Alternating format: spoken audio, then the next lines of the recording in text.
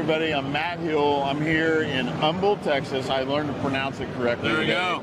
And we're here at the F5. We're at the Thin Feather Fur Food Festival for the National Board AADE. Yes, sir. Introduce yourself. My name is Bill Burch. I am the 2024 Democrat running for the Texas Railroad Commission on a pro-fossil fuel, all energy platform. You're the human being candidate. How about that? There we go. Maybe that's a good slogan to use. Thanks, Matt. All that stuff with the parties, I don't think any of us care. I think we're really just looking for people that care about our industry, and I know you do. You're an oil and gas guy. Yes, sir. Tell everybody your background. So I spent 23 years. I've worked in 60 countries. I've been primarily in well control for the last 13, 14 years. I was one of the emergency responders for the Deepwater Macondo incident back in 2010. Yeah. I have a true passion for prevention. My career has been about safety from when I started at Schlumberger Wireline way back in the day, coming out of university. I was working in Saudi Arabia and then Oman, Pakistan, all across the Middle East. I went to work for, at that time, Sperry Sun Drilling Services, which then became Halliburton Drilling Services, when they eventually got lost the Sperry Sun name. And I got a chance to work for one of the best groups in the country, in the organization. It was Global Flying Squad. Oh, wow. We had 6 guys. We did everything: directional drilling, MWD, LWD, and we did new contract startups, service quality issues, districts that didn't have tools. So I got to travel all over the world. Really got my teeth cut. I was racking up 250,000 miles a year in frequent flyer miles traveling. And then I went to grad school to sharpen my technical sword a little bit further. From my undergraduate was in chemical engineering and a minor in petroleum. I went to LSU to get my focus in my graduate studies in petroleum engineering, drilling engineering in particular.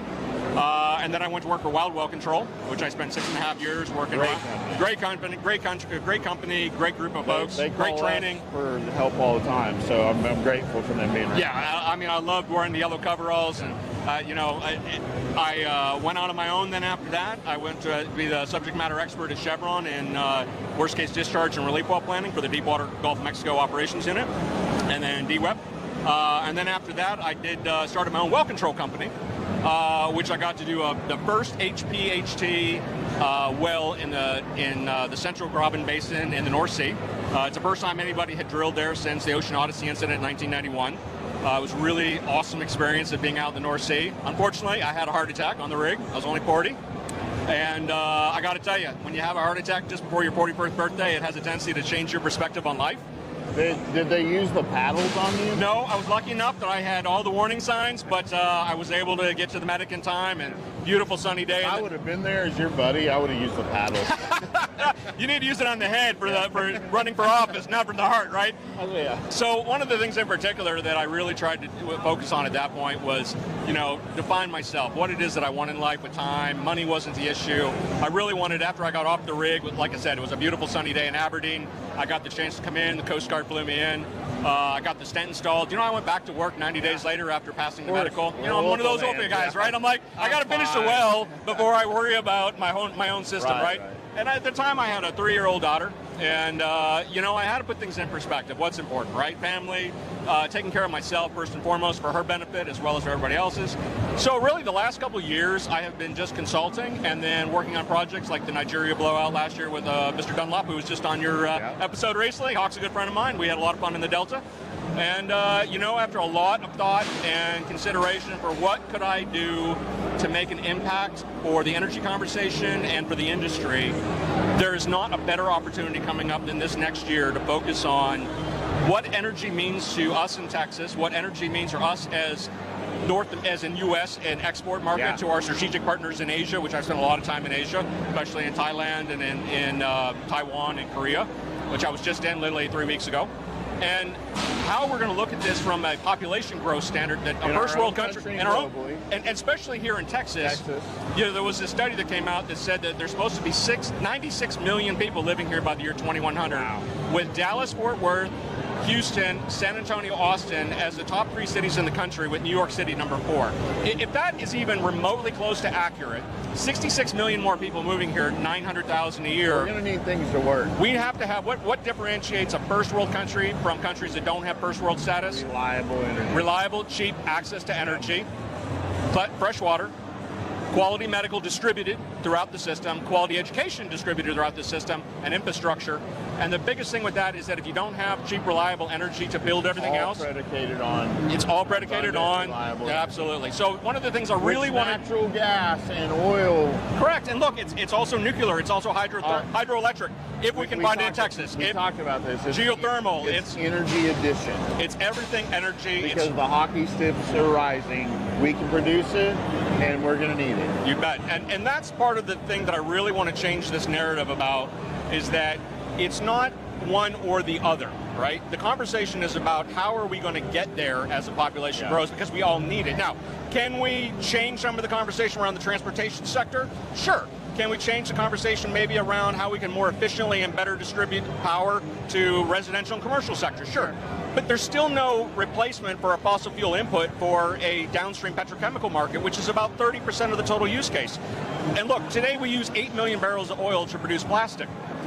With a population growth, that number's not going to reduce in terms of daily production. It's going to be required for plastic. So there's still going to be a need for hydrocarbon even in the next century. Fertilizer to make the plants and make, all of the petrochemical industry. We don't have the ability to molecular recycle from small carbon molecules to big carbon molecules. All our technologies are predicated on taking big molecules and breaking them down and reforming them into smaller molecules. Again, my chemical engineering background will come out real quick. No, I'm impressed. I have smart friends for a reason.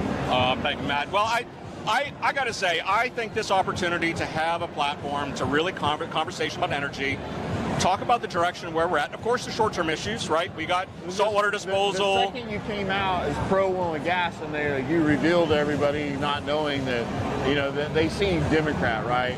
And they're like, oh, okay, well, he's going to go fight our fight. Like, no, I'm pro-abundant energy, whatever that means. And whatever that means. And so, again, I'm for nuclear. I'm for small modular nuclear. Yeah. Look, if we can get cold fusion, right, the unicorn of unicorns. We're a century away. We're a century or maybe even 2 or 3 centuries away. It's been created. By the way, if you haven't paid attention, they can now go and shoot lasers at a hydrogen molecule and get more energy out of it than they put in. Correct.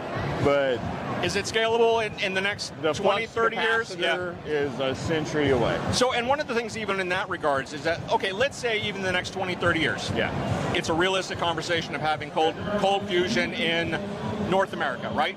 Are we going to be distributing that technology? Are we going to be distributing that technology necessarily all the way out to, Africa and Europe? Europe will probably have it, right? French partners or British partners and such, German partners. But are we going to be putting it through South America? Are we going to be putting it through the Asian markets where huge population growths are actually realistically occurring? And again, from my global perspective, we're one of the most blessed countries on the planet. Absolutely. We have our own problems. And look, Texas is one of the most blessed states for not only land mass, but energy, low cost access to resources. We had our moments where we were this close to not having any energy at all for a long time. Yeah, so and again, the short-term problems, we already are at a limit of the grid. We saw it this summer, right? We saw the case this summer where we had notices given out on conservation, notices given out about, hey, we're gonna start paying for people to shut things off, right? We've already had that conversation starting because our grid, although it's expanding and it's expanding a lot in terms of the renewables and the alternative energy input sources, we're not scaling things even close enough to match enough excess that we can manage these really high demand periods. And this is one of the tricky parts. Cold weather environments, because most people down here don't have natural gas home heating. Remember, I grew up in Pennsylvania. I grew up with a natural gas heater in my basement in my house. To get rid of those. Yeah, and again, look, we went from a coal chute. My parents' house was built in 1940, right? And it had an original coal chute in the basement where people used to come and drop off coal once a week, right? And in the early 70s, my dad replaced it with a natural gas heater, right? Now my dad, I remember as a kid, I had my dad complain about the price of natural gas going up and shut the heater off or, turn the temperature down, right? I remember those days, but the point was that, when we look at what happens in the South, we don't have natural gas for heating capacity. What we have here is we have to use electrical for heating capacity. And what we saw during Winter Storm Uri, which was really interesting, is that when you reverse cycle your HVAC unit, your condenser has to go from taking heat from inside and moving it from outside, taking heat from the outside and moving it inside against really cold temperatures. Really cold. It struggles. It uses more power, right? Yeah. So one of the things about the real problem we're going to have is this argument that somehow Texas doesn't have cold weather, which again, I've lived here now 20 years. I've seen twice it snowed, and I swear, Matt, if it snows one more time, that's it. I'm moving to Belize. Like, I'm out. Like, I left Pennsylvania because I never want to see snow again, right? I love living in Texas. I love living in the Houston area. It's a great place. They have big events where we can eat. And look, people complain about the heat. We're going to go eat here pretty quick, but people complain about the heat, but the reality is that when we need the heat in the winter, we use more energy. Our grid is not there for it. And what blows me away with our current triumvirate in Austin is that they don't grasp the concept that what we have now is not sufficient. And what we have in the legacy problems, which some of the other candidates are also very heavily focused on. The legacy problems are, and we know them as an industry, we can call it pollution, we can call it environmental, whatever the buzzwords are that you want to use out there. All of these things are solvable, and they're solvable right now by our own industry, who is the absolute best experts and knowledgeable and wise on what those problems are and how to fix them now and how much it'll cost with the current technology that exists. Now, make that happen. I agree. And one of the things in particular, though, is that we also have to remember not all of our players are high integrity. We do have a few, and I'm not labeling that as a general problem, okay?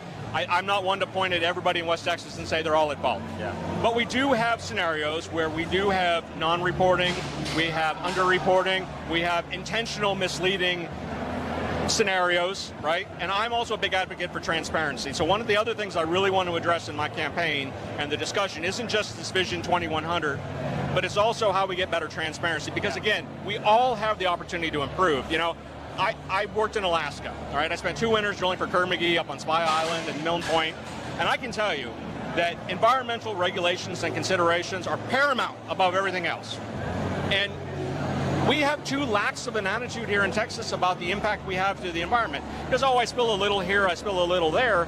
But you know, there was an article that came out recently from a place called the Inside Climate News, right? Now, your immediate prejudice is that these are anti-fossil fuel biased folks who are coming out against the industry, right? Let's not get in the weeds of the whole climate debate deal and correct. all that. But that had nothing to do about climate. They pulled the Texas Railroad Commission's records of spill reports from all 10 districts, and they tabulated the data from the reported spill reports. In the last 10 years in Texas, there was 10,190 spills reported to the state of Texas through the Texas Railroad Commission that spilled 3.5 million barrels of produced water. Now, I'm not saying that every event was a mega massive event. Of course, there were some that were. There were some that were 5 or 10 or 20 barrels that were really negligible, okay? But the point of the matter is that we as an industry also need regulation, and I hate to say that because some people need to be held accountable with higher standards. How about incentives? Let's work together to worry about incentivizing the ways to... The people that do it right do need to be celebrated and truly, honestly incentivized with tax abatement, or other operational aspects to be able to look at, like plug and abandonment, right? Yeah. There's opportunities to potentially offer tax abatements for plugging and abandoning wells and taking the ownership of plugging and abandoning wells, and not having the taxpayers pay for it. Or we may have a team, you know, because I've started this, and we'll get into this because I can't wait to follow up with you. But I'm working. I know you're hungry. I'm starving. I keep smelling food, but I'm starting this idea of save the wells instead of plugging and abandoning. Yeah. But we take teams, especially like all these young engineers we're meeting tonight. They're here volunteers. There's actually, don't to interrupt you, but there's actually a really interesting project going on about geothermal reuse of abandoned wells, not plugged, plug and abandon, but abandoned wells, looking at very key specific wells that can be used for geothermal heating. And this is one of the things I'm all for the energy conversation. Energy edition. And we have to have a realistic conversation about some of the current issues, which are the saltwater disposal scenarios, how we can improve our environmental stewardships, how we improve our drilling standards in certain areas. We do have some real issues that are on the ground now that need to be addressed. I agree. We have a legacy problem that we have to do a better job addressing. And we can do it, right? This is the industry that can get it done. So a lot of people look at me and they say, how could you be a Democrat and be in running for Railroad Commission? Because you want someone, and here's what I've learned about you. You really care. You want everybody around you to flourish and thrive. Thank you, Matt. You care about people, and regardless of all the things we agree about, or we can easily have a conversation about or debate without being triggered or not like each other. No, because I do like him a lot. you know, those people in the world are worth our souls and our time to care about. Amen. And look, you know, Matt, I appreciate the time for you to really honestly come out and listen to what I'm having to say. I'm excited to follow you throughout your race. How do people get a hold of you and support you or debate you or ask you questions or, Absolutely. Hey, more importantly, have him on your shows and and have him come out and talk to your people and your schools and your churches, you know, and support somebody who's pro oil and gas. Yeah, and has been in the industry. And it's you can get a hold of me on any of the social media platforms, on all of them. Burch, Bill Burch, 4TRRC is usually my handle on most of it. The website is Burch, B-U-R-C-H, 4TRRC.com. You know, my big announcement's this coming Tuesday in Austin, the 14th of November. It's official. I actually am running. I've had a lot of thought and a lot of internal reflection on what this means, what are the opportunities, what can we do better and different. God bless you for doing it. I wouldn't. You know, and look, I had real resistance to this 2 years ago when I waited against the opportunity in 21. I really was down to literally December 13th of 21, deciding whether I drove to Austin and made the application or not. And I said at the time I wasn't ready. I wanted to study. I wanted to learn. I wanted to reflect. I wanted to know what were my real intrinsic motivators, not my extrinsic motivators.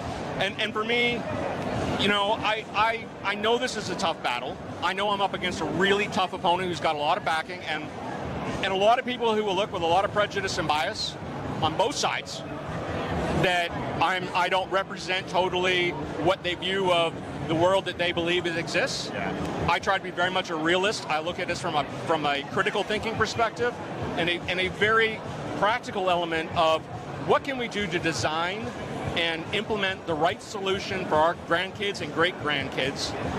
How do we address without having to raise taxes and cause a bunch of conflicts with how do we deal with our legacy stuff, which, look, we made mistakes, right? In a process of learning, we made mistakes. And every industry has unintended consequences and periods where we look back and say, I wish we would have done it different, but we got to clean it up. Success is when we keep going and persevere and try again. And sometimes it took major events for people to get the lessons learned, the Piper Alpha, Deepwater Macondo.